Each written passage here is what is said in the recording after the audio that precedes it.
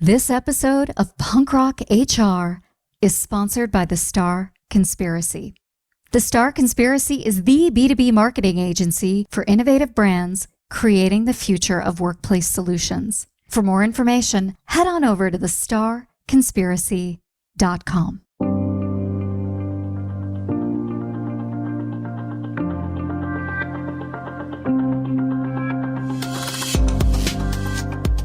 Hey everybody, I'm Lori Rudiman. Welcome back to Punk Rock HR. My guest today is Bret Starr. He's the founder and CEO of the Starr Conspiracy. Now, the Starr Conspiracy happens to underwrite Punk Rock HR, but Bret is an infinitely interesting guest on his own. And on today's episode, we are talking about work tech, the future of human resources, and all kinds of crazy shit, because you can't run an agency called the Starr Conspiracy without the conversation going bananas. I love Bret for a lot of reasons, but years ago, I actually sold my domain of punkrochr.com, and Bret, through valiant efforts, got it back for me. So everything you hear on Punk Rock HR, everything you see on the website, all of it is technically Bret's fault. So listen, if you're interested in two middle-aged Gen Xers talking about the world of work and technology and just all things good about life and leadership, well, I think you're going to enjoy this conversation with my friend, Bret Starr. Hey, Bret, how's it going? It's going great, Lori. How are you? Oh, I'm terrific. I'm even better because you're here today. You know, I'm lucky because we go way back. But for those who don't know you, could you do the honor of telling us who you are and what you're all about? So I am the founder and CEO of the Starr Conspiracy, which is a weird mashup of analysts and marketing folks and consultants who have been working specifically in what we now call the work tech industry, which we used to call back in 1999 the HR software industry, HR software and services, but we work mostly exclusively in that industry. And we help with everything from customer experience, all the pillars of customer experience, from brand, marketing, sales, product, service, etc. But because we've been in work tech for so long, we also help with employee experience and we help with shareholder experience. And we see all three of those things as being really interrelated and things that need to be held in balance in order for organizations to be successful. I think we're kind of an experience company or agency, but I don't really know what that is or what it looks like. I just know that we do a lot of weird stuff compared to what people would normally say, hey, this is what consultants do, or that's what marketing folks or agencies do, or whatever. I was just thinking about this phrase work tech, because no matter how hard you try, and we're all trying to get away from the words human resources and HR, we get back there all the time. That's HR tech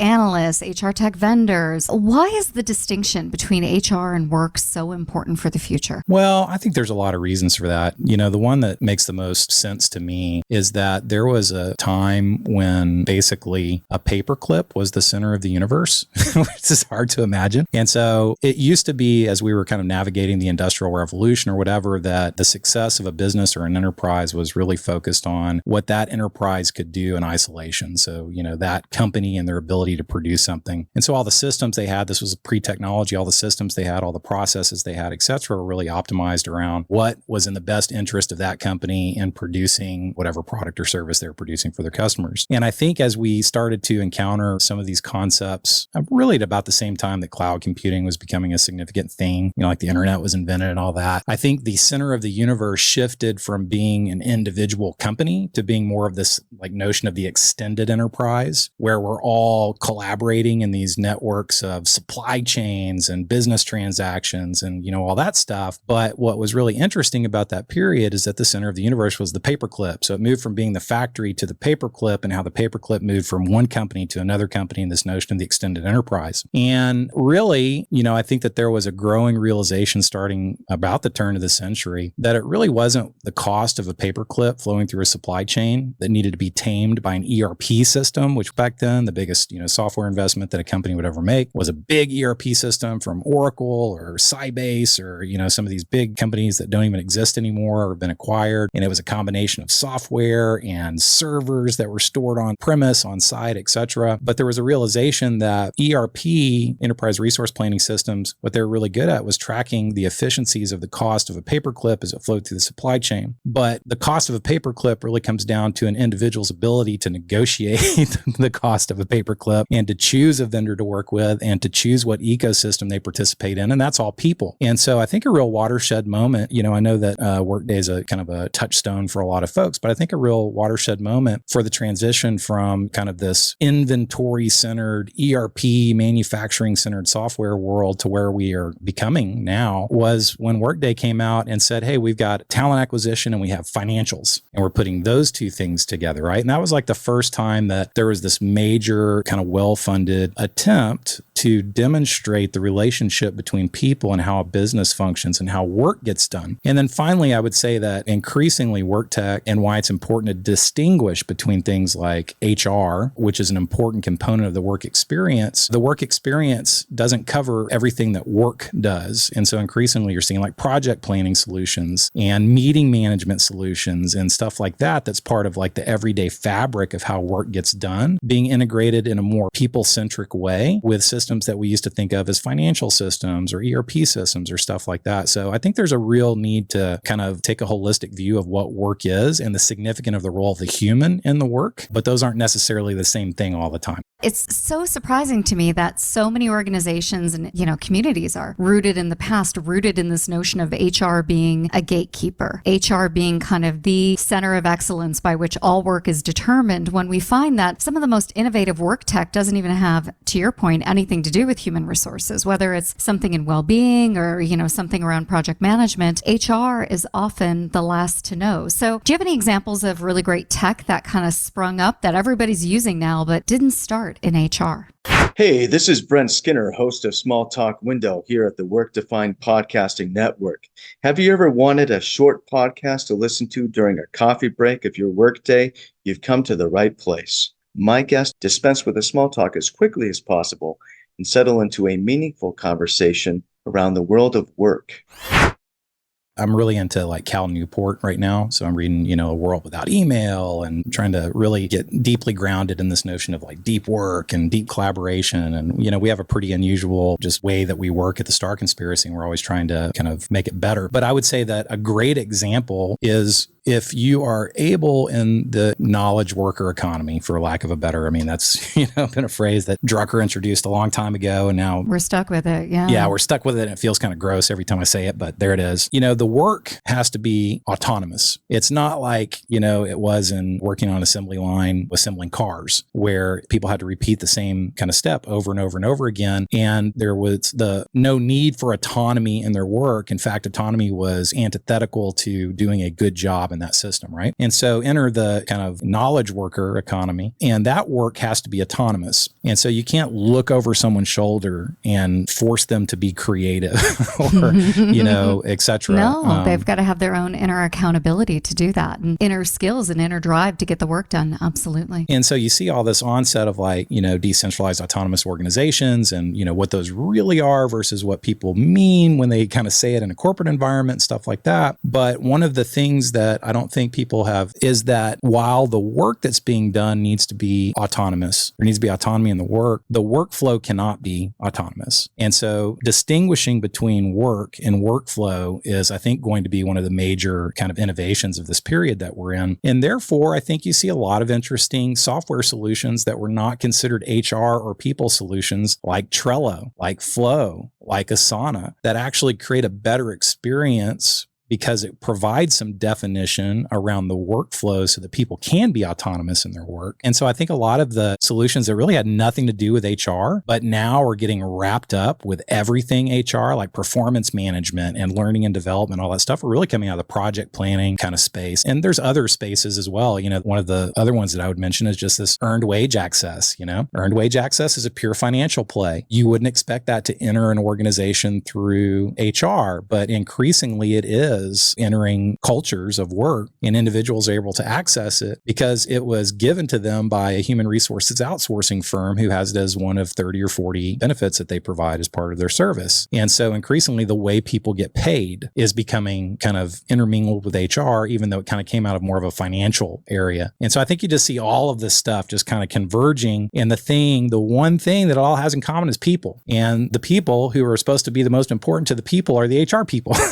Well, and it reminds me of, my example for this would have been like a Slack, right? That went through rogue adoption, popped up in organizations, and suddenly everybody's using it. HR gets wind of it and they try to put a workflow around it, to your point, right? And now everybody hates Slack. And I think there's this danger that when HR, this entity, this function, this nameless, faceless monster, right, gets their hands on something, they often ruin it or they descale the beauty of it. And that's part of the risk of our industry. But I think you fight against that all day long. Well, and look, I think it all comes back to the same issue. And, we kind of exchanged a few emails about this, but it's about the reverse mullet. And the question is like, what is the role of HR and how is the role of HR defined by whether someone has a traditional mullet or reverse mullet? And so that's a funny way of saying something very serious, which is in a business ecosystem, I think there's like 4 things that matter. There's probably a lot more things that matter, but just, for the sake of argument, let's say there's 4 things. There's the employee experience, there's the customer experience,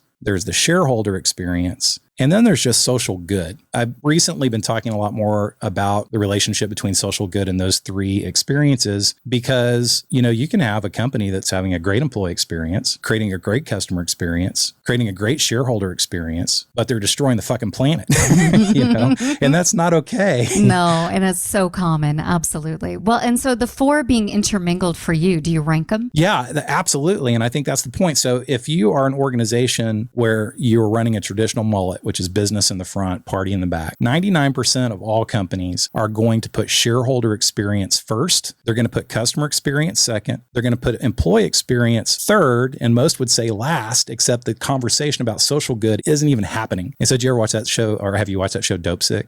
Yeah, it's scary and petrifying, and Michael Keaton is amazing. We're going to put that in the show notes because everybody should watch it. Yeah, it's so great. But to me, it's the perfect example of basically when it's all about shareholder value, everyone else gets squeezed, and in this case, murdered, dead. Straight up dead. Straight up dead. And a lot of the times what people don't understand is that if these things are not held in balance, if there's not a single vision that's shared across all 4 of those, that it's going to start a fire somewhere, and that fire will eventually engulf the entire ecosystem of that business. And in this case, the fire started with people dying from the drug. We could say that that's traditionally a customer experience problem.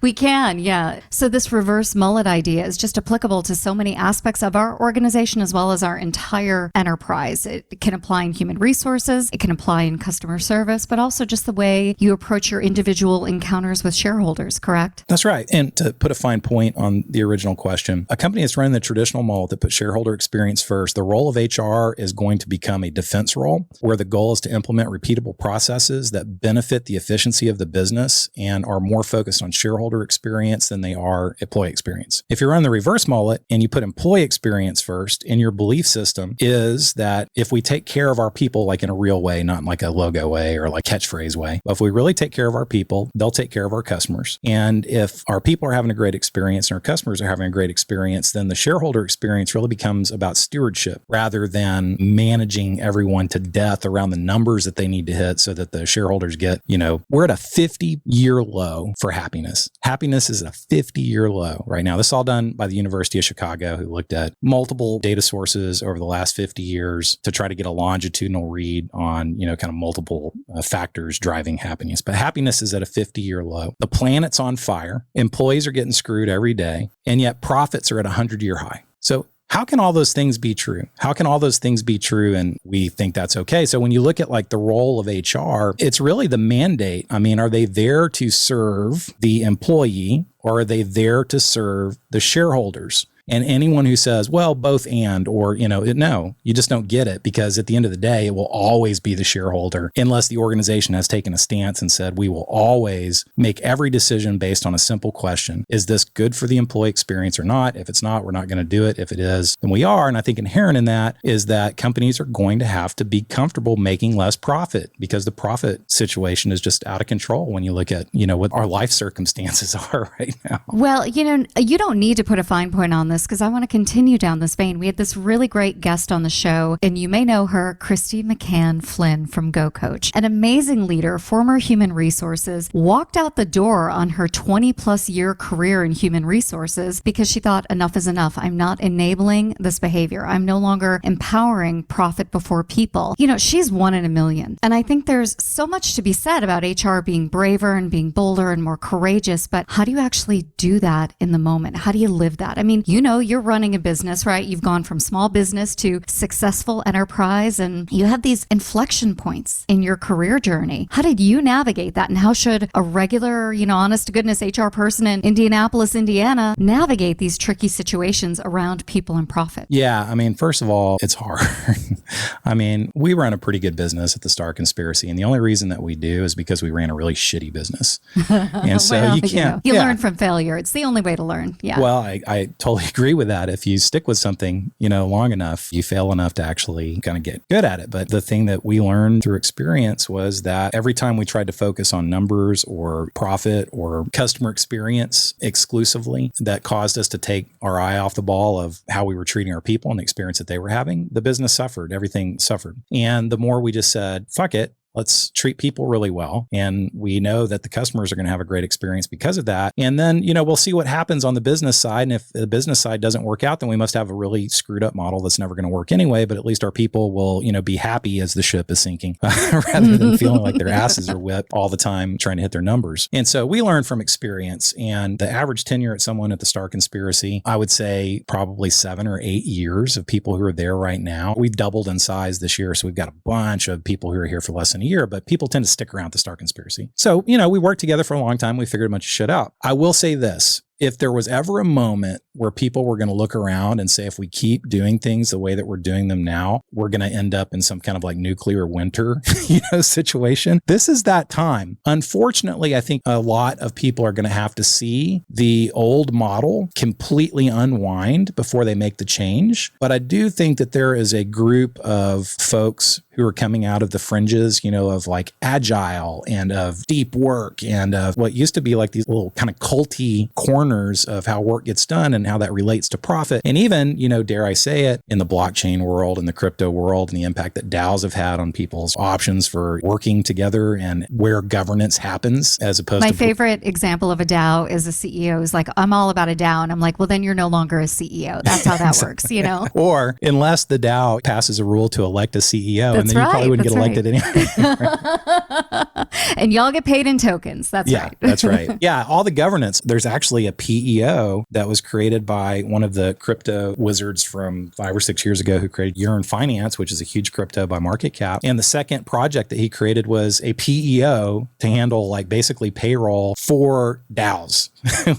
And so it's all kind of coming together. Well, I have to laugh because what I'm going to do for the show for people who are listening is I will put in the show notes a glossary for all of these phrases: DAO, PEO, crypto, blockchain. There's actually a website, not more than Investopedia, but like a list that we can give you so you can follow along. But there's all sorts of weird stuff happening in the fringes of work, which to Bret's point makes this industry so exciting. But Bret, I want to know, how do you describe your own career journey? Because I know you didn't start out to work in the world of work tech. I know you're a musician, you've got athletic abilities. You had big dreams, dude, is what I'm saying. How'd you end up here on this podcast? Come on. Welcome to the Hire Her podcast, where women in talent call all the shots. We know, another recruiting podcast, just what the industry needs. Okay, but hear us out. You ever spend hours sourcing that perfect candidate, but they end up ghosting you harder than your Hinge date? Or finally, you get that hiring manager feedback, only for them to, of course, say, can we see more candidates? Lame, right? But let's talk about what's really lame in the industry. How is it that 65% of recruiters are brilliant women, yet most of the decision makers look like a convention for middle-aged dudes named Brad? That's where we come in. Hire Her isn't just another podcast about hiring trends you already heard like 50 times this week. We're here to elevate women in talent, share their career journeys, and make sure they take the lead. Because let's face it, if recruiting is the backbone of every company, why are we still fighting for a seat at the table? So whether you're a recruiter, a talent leader, or just someone trying to swim through the sausage fest of TA leadership, we got you, girl. Welcome to Hire Her, the recruiting podcast where women's voices aren't just heard, but they're leading the conversation. So subscribe now, because middle management Brad sure as hell isn't going to do it for you. First of all, I like where I am right now. So thank you. And, it's a question that I ponder a lot because I think there's all these like founder myths and stuff out there. And when I was younger and thought about the speech that I was going to give in front of the Rotary Club in my retirement and talk about how I did it my way and all that stuff. And I didn't even know what the Rotary Club was. I just knew that that was a place where people gave speeches. I was for a period of my life constructing my own founder story of all the adversity that I faced and, how I single-handedly created A, B, C, D, and E, resulting in amazing shit. The problem is none of that's true for anybody, in my opinion. And so my career journey, I think, is really straightforward. I never thought of it as a career journey, and I didn't know I was doing this at the time. So big picture, this is what I believe. I believe the only two things that matter in life are locus of control and situational awareness, period, end of story. And I think if you have high situational awareness, then you can see what's going on and you can predict what's going to happen if things keep going in that direction. If you have low situational awareness, you can't do any of that. If you have an internal locus of control, you feel like you are kind of the person who makes things happen for yourself, the good things and the bad things. If you have an external locus of control, you're just a leaf kind of tossed on the river of fate. And so I think there are a lot of folks out there who, through no fault of their own, really have low situational awareness and like an external locus of control. So they don't know what the fuck's going on and they wouldn't do anything about it even if they did. Right. And so I think that my, journey through life has just like been focused on saying yes to a bunch of stuff because I was aware of what was going to happen if I continued in the same situation that I was in at the time and could predict that, run that out of my mind in the future and then run this out in the mind in the future. And I also feel like I have a very strong internal locus of control, which is I feel like I can make things work if I make a decision. And so you put those two things together. I'm just a person who was presented with lucky chance after lucky chance after lucky chance. I was hired as a waiter. I was waiting tables in Austin, Texas at Good Eats Cafe on Burnett Road. I was hired by a drunk CEO to work in a software startup with about 4 employees at a big exit. And then I just kept jumping to lucky opportunity after lucky opportunity. Actually, this whole agency was started by someone who gave me the money to start it, a company out of California, and all they wanted in return was to be a customer. So my agency wouldn't even exist. It wasn't like a fundraising round or anything. The person gave me a bunch of money and said, go start an agency and let us be a client. It's amazing. I've known you for over a decade, and the one thing I still love about you is that you think in 2x2 quadrants. But I love it. And I love this idea of, situational awareness and locus of control, because this is really the stuff of life. I mean, if you feel as if you have some ability to say things about your life and to act, right? You don't just live in learned helplessness. You can get pretty far when you realize no cavalry is coming. And when you can kind of see a little bit above the weeds and understand what's going on, you can make some good career decisions. So I love that you've been able to kind of find the center of that and model that for your employees. Our entire hiring experience is based on, it's a very unique hiring experience. It's a lot of fun, but it's really based on identifying those two things, locus of control and situational awareness. But I will say that for me, that discovery has been in retrospect rather than, it's more like an analysis and reflection of what's happened to me over the last 20 or 30 years. Of course. That's what middle age does. Yeah. Thanks for the middle age shout out. I appreciate that. Good saying. It's all good. I feel older than middle age, but I know. Yeah, there are mornings, definitely. Well, listen, my friend, it's always good to connect with you and, to figure out what's happening in the world of work and work tech. And I love this reverse mullet idea. Give people a really great experience, give your workers a really great experience. And I don't know, what do you worry about the compliance shit on the back end? That's how I hear some of this stuff. Where do you put that compliance stuff? Well, what is compliance? If you think about it in terms of basically, are you talking about like the compliance around a relationship that you have with employees and how to manage that? Are you talking about compliance of like the regulations that govern the manufacturing of the product or, whatever? I think that is a form of governance. And unlike a true DAO, governance is required in a corporate entity because at the center of a corporate entity are the shareholders. And, I'm not saying that shareholders need to go away and that we need to move to like real DAOs or anything like that. I'm just saying that the equation needs to be balanced a little bit more and tilted in the favor of the people who are doing the work and creating those great customer experiences. And that things like compliance and governance and all of those issues that need to be managed by a central kind of organization need to be managed based on the best interests of the people in their ecosystem rather than simply the best interests of the shareholders in that organization. So I think it's just perspective. It's like compliance for whom, Well, Bret, it's always good hearing from you. Thanks again for being a guest today on Punk Rock HR. It was a real honor and a real pleasure. And I hope you have what a great way for me to start the year. And I hope that you have an amazing 2022.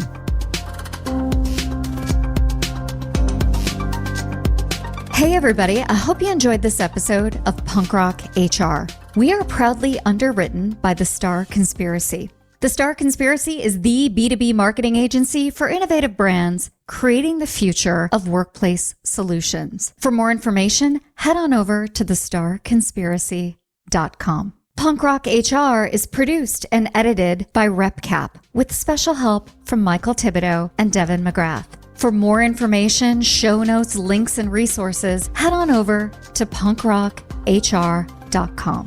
Now that's all for today, and I hope you enjoyed it. We'll see you next time on Punk Rock HR.